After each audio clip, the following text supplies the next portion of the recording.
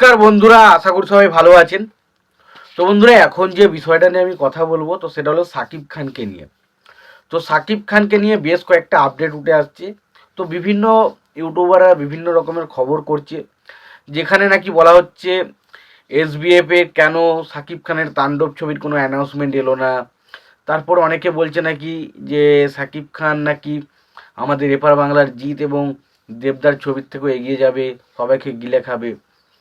তো সেই সমস্ত বিষয়ে আমি যাচ্ছি না, তবে এটুকু বলবো যে সাকিব খান এটার তার 2.0 ভার্সন বলা যায়। এবং সেটা শুরু হয়েছিল কবে থেকে? সেটা শুরু হয়েছিল প্রিয়তমার শুরু থেকে। দেখুন, প্রিয়তমা ছবিটা যবে থেকে এসেছিল সেই সময় একটা পোস্টার আসে, যেখানে আমরা সাকিব খানকে একটা অন্যরকম লুকে দেখতে পাই, একটা বয়স্ক লুকে দেখতে পাই।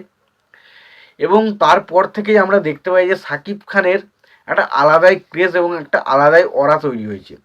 এবং তারপর থেকে আমরা যদি লক্ষ্য করি, সাকিব খানের স্ক্রিপ্ট চয়েস বা তার সিনেমা করার যে ধরন, সেটা কিন্তু অনেক চেঞ্জ হয়ে গেছে।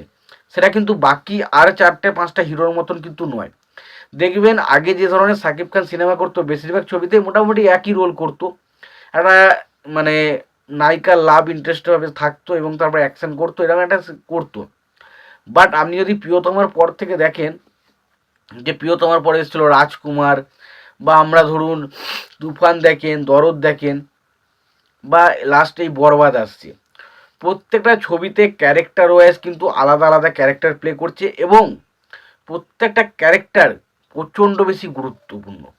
এবং সেখানে ক্যারেক্টারটাকে ভালোভাবে ফুটিয়ে তুলতে গেলে অভিনয় কিন্তু সেরকমই দরকার।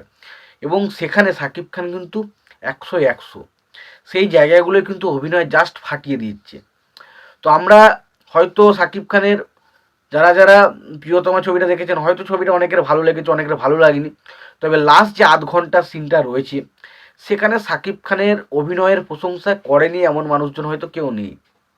এবং তারপর আমরা যদি রাজকুমার ছবিটা দেখি, রাজকুমার ছবিটা প্রত্যেকের কিন্তু ট্রেলার হয়তো ভালো লাগেনি, তার ছবি হিসাবে কিন্তু অনেকেরই ভালো লেগেছিল। এবং সাকিব খানের ইমোশনাল জায়গাগুলো কিন্তু দারুণভাবে ছবিতে ওয়ার্ক করেছিল।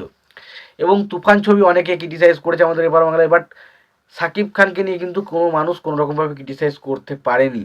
এবং অবশ্যই আমরা যদি তারপরে লাস্ট দরদ ছবি নিয়ে কথা বলি, দরদ ছবি নিয়েও কিন্তু একই প্রশ্ন থেকে যায়, যে সাকিব খানের অভিনয় সত্ত্বা বা সাকিব খানের কাজ দেখে কেউ কিন্তু কোনো রকম কোনো প্রশ্ন তুলতে পারছে না।